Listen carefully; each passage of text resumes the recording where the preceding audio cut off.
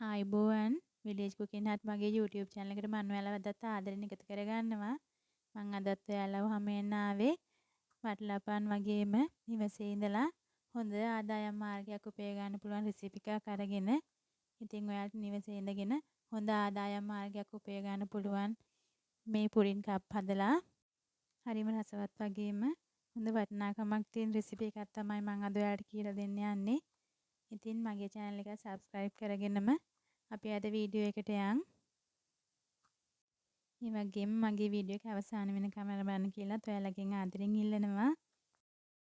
මුලින්ම අපි පුඩින් එක හදාගන්න ඕනි කරන කැරමල් මිශ්‍රණය හදාගෙන යමු. මම මෙතනදී සීනි කෝප්ප කාලක් අරගෙන තියෙනවා. ඔයාලා සීනි කැරමල් කරගන්නකොට මද ගින්දරේ සීනි කැරමල් කරගන්න. ලස්සන රන්වන් පාටක් එන විදිහට සීනි පිච්චෙන්න දෙන්න එපා. එහෙම වුණොතින් තිත්ත රස වගේම තද පාටක් එනවා. එතකොට අපේ පුඩින් එක රස වගේම ලස්සන ටිකක් අඩු වෙලා යනවා. කැරමල් එක ගොඩාක් කුක් කරගන්න එපා. අපිට කප් වලට දාගන්න බැරි වෙනවා ඉක්මනින් මිදෙන නිසා. ඉක්මනින්ම කප් වලට දාගෙන මෙන්න මේ වගේ කප් එක පුරාම විසිරෙන විදිහට කරකවලා දාගන්න. මම මේ පුඩින් එක හදාගන්න බිත්තර 5ක් කඩලා අරගෙන තියෙනවා.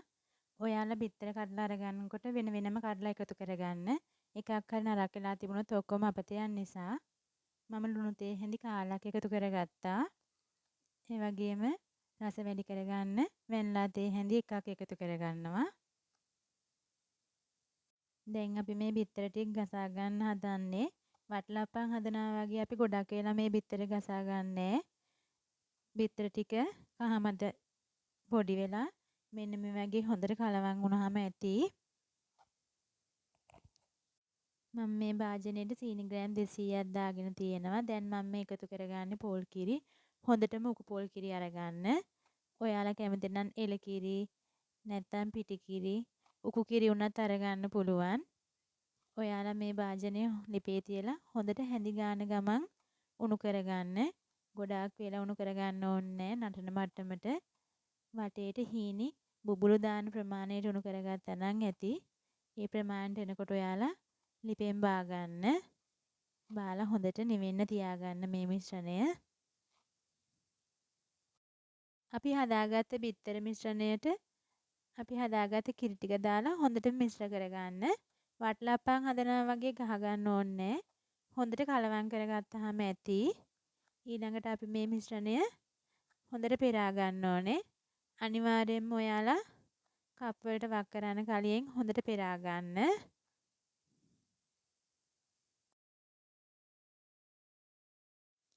මෙන්න මේ වගේ අපි හදාගත්ත පුඩින් මිශ්‍රණය කප් වලට දාගන්න. ඔයාලා මේ පුඩින් මිශ්‍රණය කප් වලට දාගන්නකොට මේ කප් එක පිරෙන්නම දාගන්න එපා. මේ කප් එකේ පහළ දාර කොටසක් තියෙනවනේ. අන්නේ නැමුන් දාර කොටස ප්‍රමාණයට විතරක් ඔයාලා වක් කරගන්න. මේ පුඩින් මිශ්‍රණය කප් වලට දාගත්තට පස්සේ මේ කප් වල හීනි බුබුලු වගේ පෙන හැදිලා තියෙන්න පුළුවන්. ඔයාලා මෙන්න මේ වගේ ටිෂු එකක් ආධාරයෙන් මේ බුබුලු ඉවත් කරගන්න. නැත්නම් අපේ පුඩින් එක ලස්සනට එන්නේ. පුඩින් එක උඩින් වලවල් වගේ හැදිලා බුබුලු වගේ තියෙන්න පුළුවන්.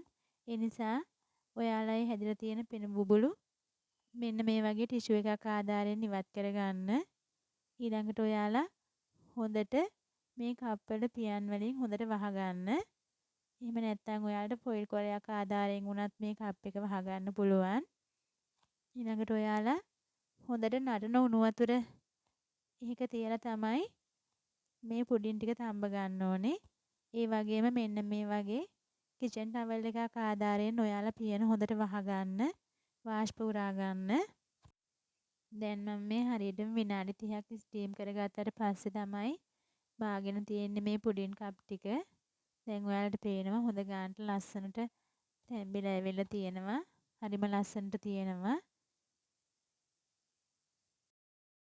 අපි හදාගත්ත මේ පුඩින් කප් ටික ලස්සන කරගන්න හීනියට කපාගත්ත වියලි මිදි ටිකක් මං උඩින් දාගෙන තියෙනවා.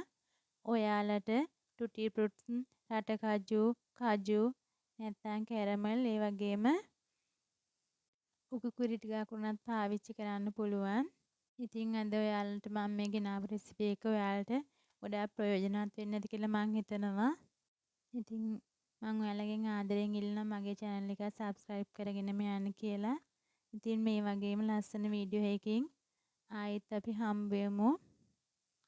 ඉතින් මගේ වීඩියෝ එක අවසන් වෙනකම්ම නැරඹුවට ඔයාලට බොහොම ස්තුතියි. ගිහිල්ලා එන්නම්. ආයෙත් මේ වගේ වීඩියෝ එකකින් හම්බ වෙමු.